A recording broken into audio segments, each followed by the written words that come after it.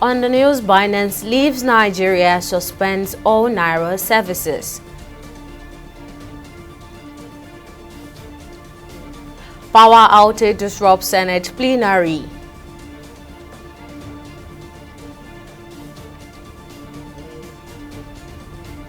And EFCC says banks involved in 70% of financial crimes. Many thanks for joining us on News Now on TV 360 Nigeria. I'm Tamilore Akinkwole. Cryptocurrency exchange firm Binance has announced its decision to cease all services related to the Nigerian Naira. This move comes amidst Nigeria's heightened scrutiny of global crypto exchanges.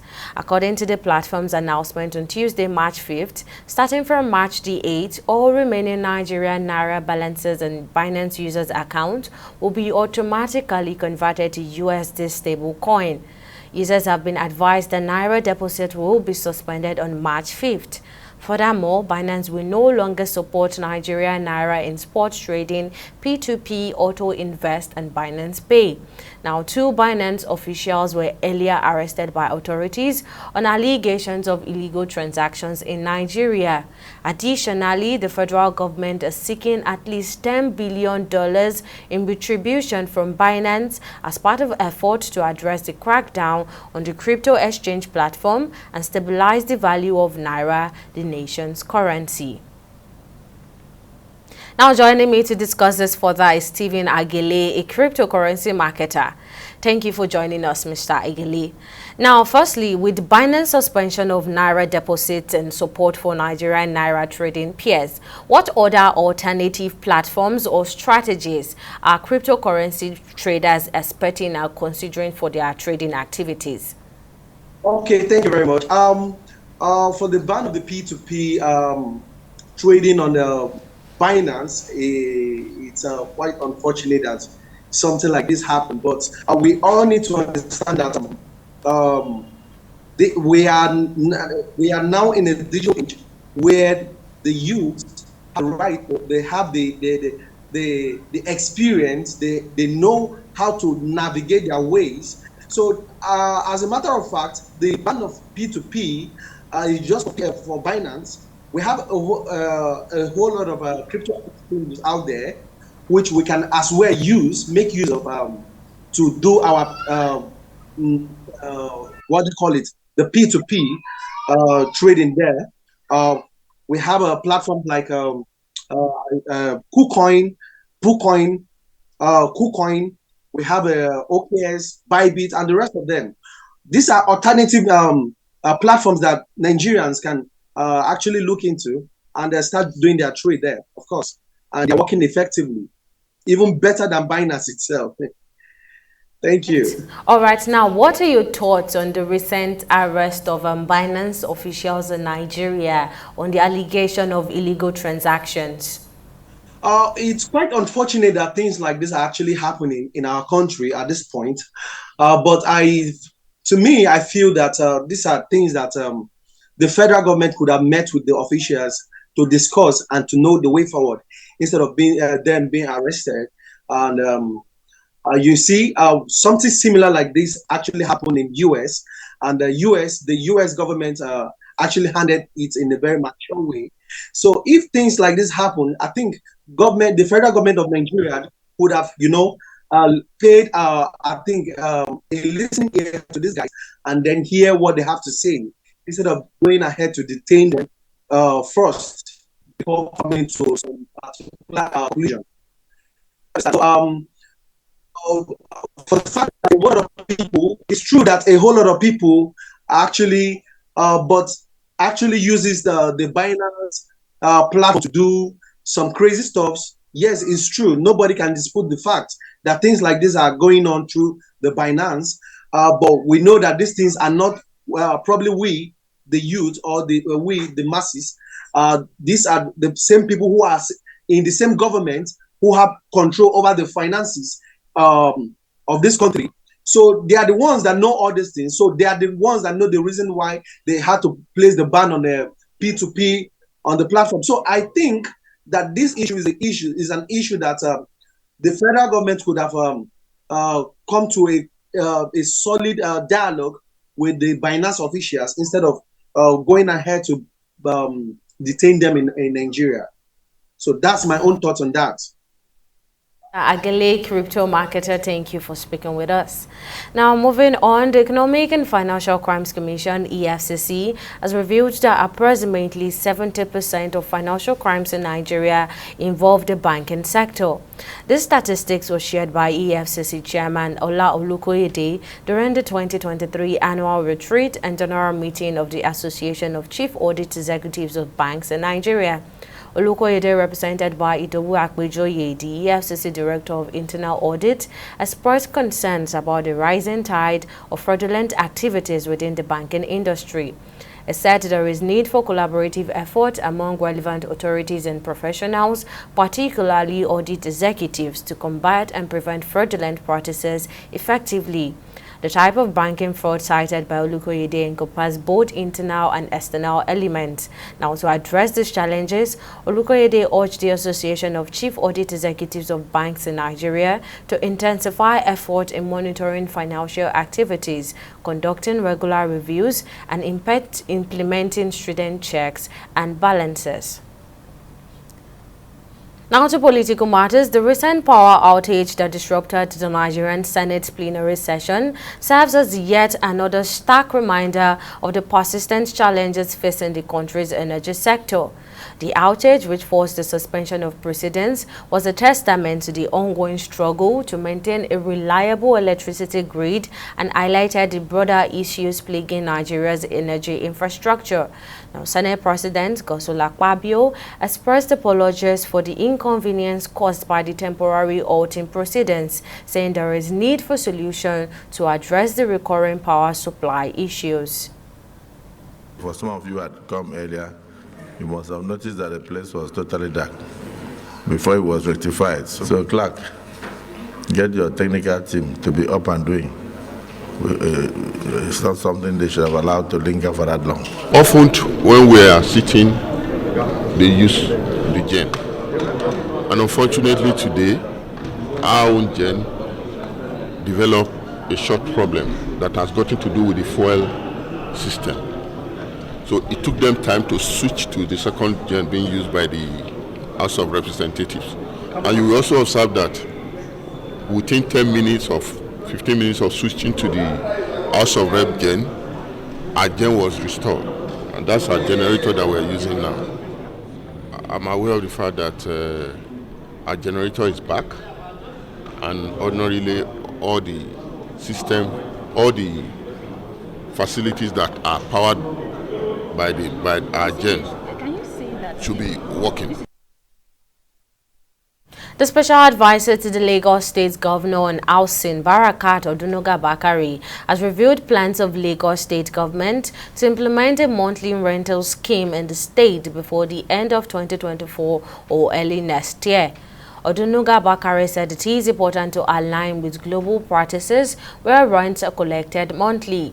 She highlighted that the implementation would initially focus on the public sector to test its feasibility before extending it to the private sector.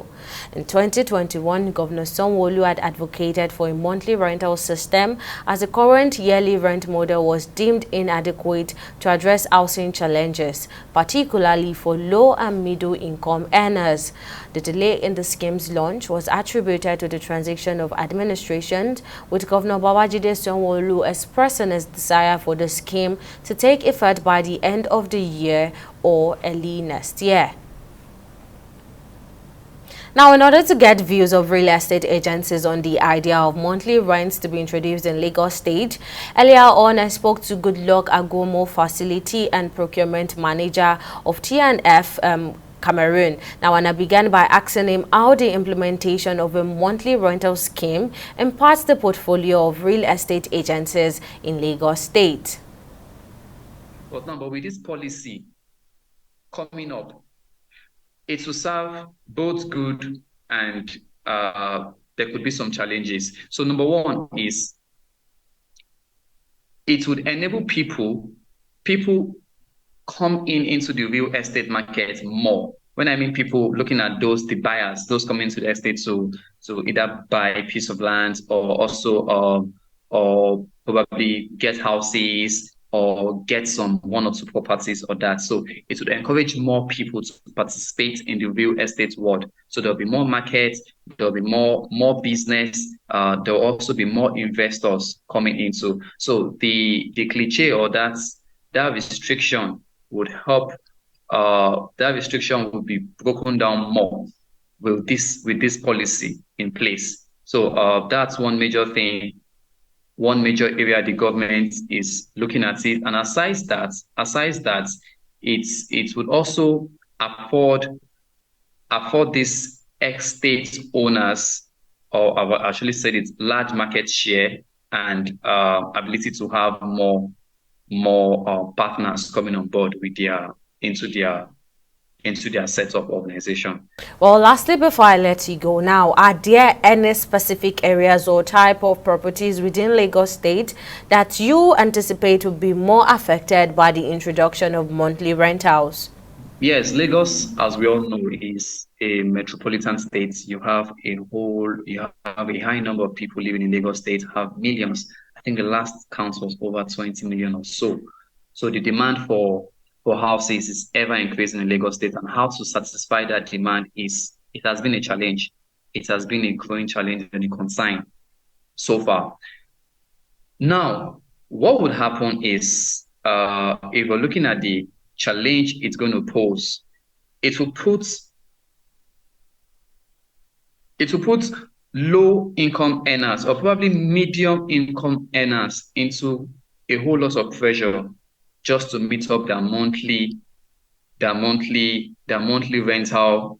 fees, as against to the fact that, okay, I as a person, I've planned my mind, and I should be making payments on a yearly basis. You see some Nigerians engaging in some kind of savings, probably some kind of yearly savings with some of their partners, or some kind of with some corporation. So they have a kind of systematic way of offsetting their yearly bills. And they don't even have to now start thinking on a monthly basis, having mental stress of, oh, I have to pay my rent this month, I have to pay my rent this month, I have to pay my rent that month. So it's already settled for them on a yearly basis.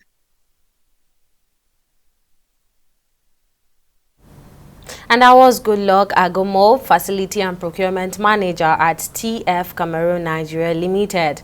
Now, still in Lagos State, Governor Babajide Sanwo-Olu has pledged to prioritize the development of a sustainable ecosystem to enhance the living and learning conditions for students in public higher institutions. During a one-day interactive session with student union leaders and stakeholders in Lagos State, the governor emphasized his commitment to fostering a conducive environment for academic excellence. Governor Sanwo-Olu announced an increase in the bursary and scholarship allowances for indigenous students and promised to appoint 4 former student union leaders as senior special assistants, recognizing their invaluable contributions to student welfare. Furthermore, the governor assured continued constructive engagement with students and pledged to enhance infrastructure in public institutions. We have started the process, and we have started discussion, and we have started engagement to see how we even further deepen the creation of another higher institution in Lagos. The University of Medical Sciences will be, by the grace of God, another addition to our state university. And all the conversation to ensure that we can create a University of Medical Sciences, the conversations are on. And the young man that came to speak talked about some of the challenges that we have in Ikeja. We are aware of it. We're building additional student accommodation, additional student hostel into that place, so that we can begin to prepare and ensure that, the future of this country, the future of this state, as regards medical tourism, is reversed, and we can take more people in that sector to create an ecosystem that will work.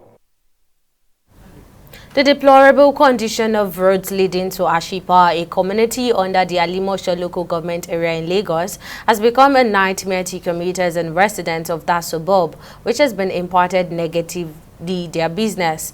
According to Ayobo stakeholders, the road has been abandoned for more than 20 years, and as a result, people have left the neighborhood because of the terrible condition of the road. In an appeal to the Lagos state government to assist them, the Baale of the Ashipa community, Jalili Dauda, says that the road has become partially motorable thanks to a community effort that the residents have been organizing. We complain about this road, that please they should assist us, because the road rehabilitation is most important thing we have in this community. Now during the dry season we can enjoy this road a little bit. If there's rainy season, we find a lot of problems. You cannot come in when they are raining because the flood. Sometimes ago, about last year, the flood carry a lot of people in this community to the canal. And we have been appealing to the Lagos state government. We go to the local government. We are writing. We do a lot of things just to assist us. You can see the road yourself. Nobody uses a car here and enjoy it. From here, I live at Olaemi. From Olaemi to Amule takes more than 1 hour. So we've just been here. We've been appealing to government. And meanwhile, we vote for the ruling party here constantly. We've never voted for another party, for the ruling party. But we don't know why we are being sidelined. We are being sidetracked. We have nobody look at us. We don't have road. We don't have light. We don't have water. Nothing government that comes to this place. Most of all these transporters you are seeing, the vehicles, so they have abandoned the road. What we are even facing now is Okada, as you can see them. And most of all these Okadas, they are all these Northerners, they don't even know how to. So, a lot of accidents. In an effort to promote excellence, accountability and transparency in governance, the Makolima Consultancy Academy, a non-political organization, has announced plans to celebrate individuals and institutions that prioritize governance and sustainability through the Nigerian Good Governance Award 2024. During a press conference held in Abuja, Mimi Adaspir Orubibi, the program manager of the awards, elaborated on the purpose of the initiative. She said that the award aims to recognize public office holders who effectively utilize their positions to deliver democratic dividends and make positive impacts on the society. We have concluded our assessment and have carefully arrived at the awardees. The category of public office holders targeted to be awarded in this maiden edition include 7 best performing governors, 9 ministers, 12 senators, House of Representative members will be 21, and head of MDAs will be taken up 5 out of the whole MDAs. The best performing governors award category will look at the impact of government policies, and we'll be looking at the impact on government policies which will include security, education, the healthcare, and social welfare. MACA, as you are already aware, is a consultancy center. We have a lot of staff who are field workers. As I speak to you, they are across the 36 states in Nigeria doing their job.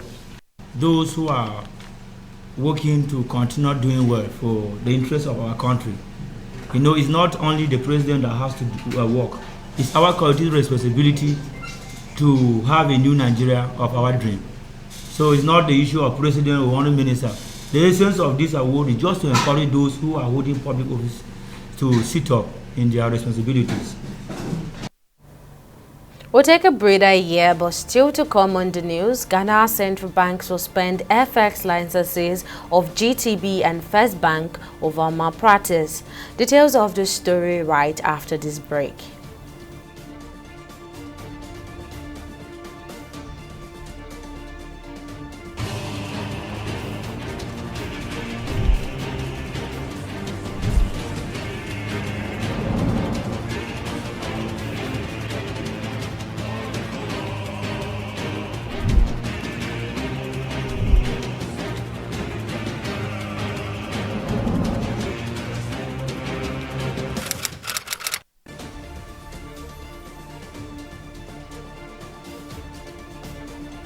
Welcome back. Now, a quick recap of our headline stories.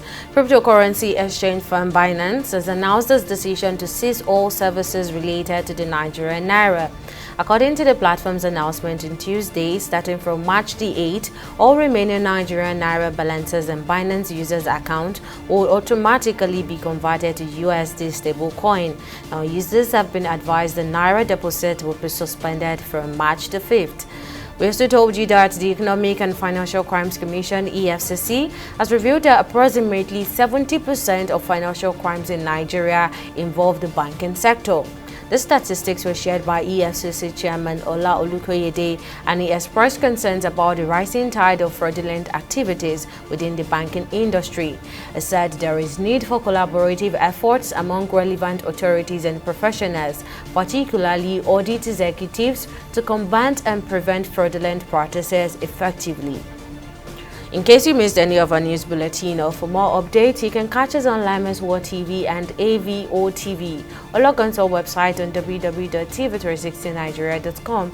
You can also follow us on our social media platforms on Twitter, Instagram, and YouTube at TV360 Nigeria, or download our mobile app on Google Play Store, Huawei App Gallery, and Apple Store. On Facebook, we're at TV360 Online.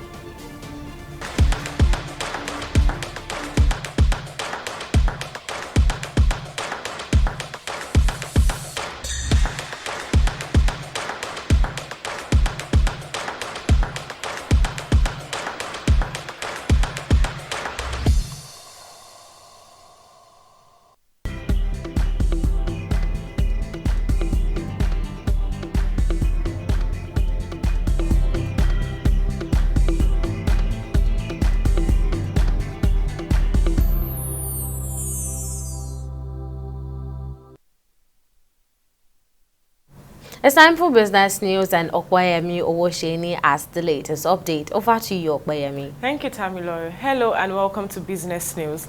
The Bank of Ghana has imposed a 1-month suspension on the foreign exchange trading licenses of the Guaranty Trust Bank Ghana Limited (GTB) and Federal Bank of Nigeria Ghana Limited due to the malpractice, including fraudulent documentation. In a statement, the Ghanaian Apex Bank said the suspension comes amid high levels of volatility in the Nigeria's FX market and the efforts by the federal government to restore stability. According to the central bank, the suspension serves as a direct consequence of the bank's failure to comply with established regulations, highlighting the central bank's zero-tolerance policy towards regulatory non-compliance. We'll take a short break and be back with stock market reports.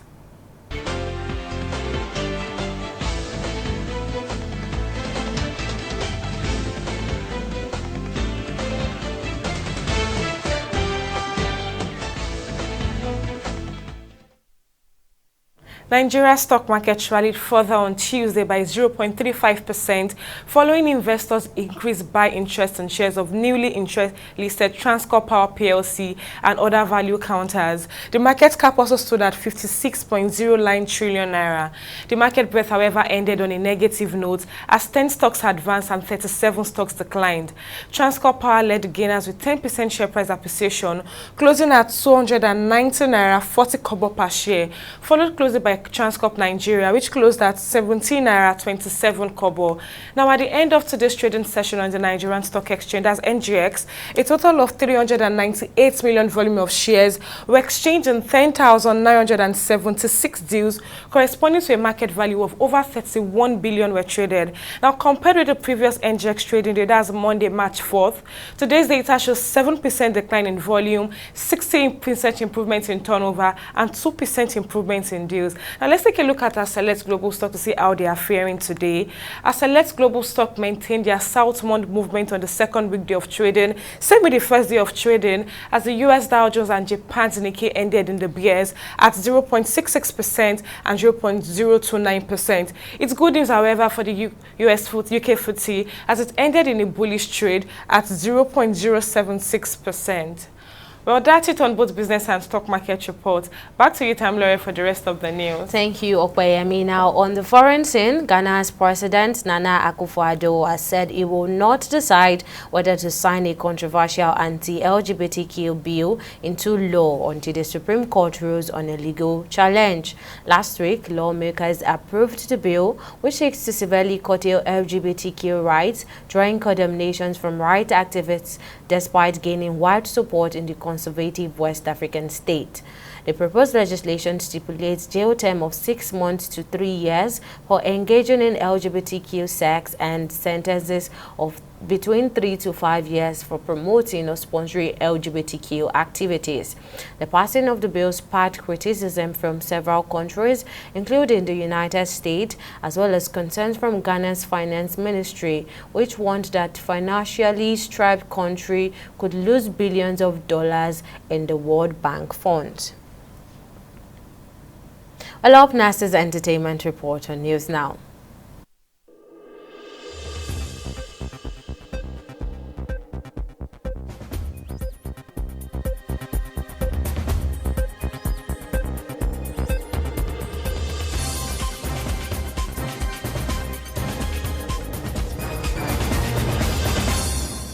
Nigerian singer and songwriter Bad Boy Teams has claimed that revenue generated from music streams is not substantial income for artists.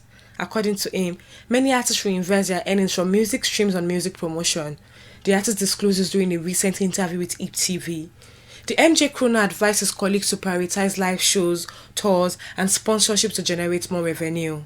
The Nigerian artist said he takes his advice and has been touring in the US and Canada. In 2023, he released his debut album, No Bad Boy, No Party.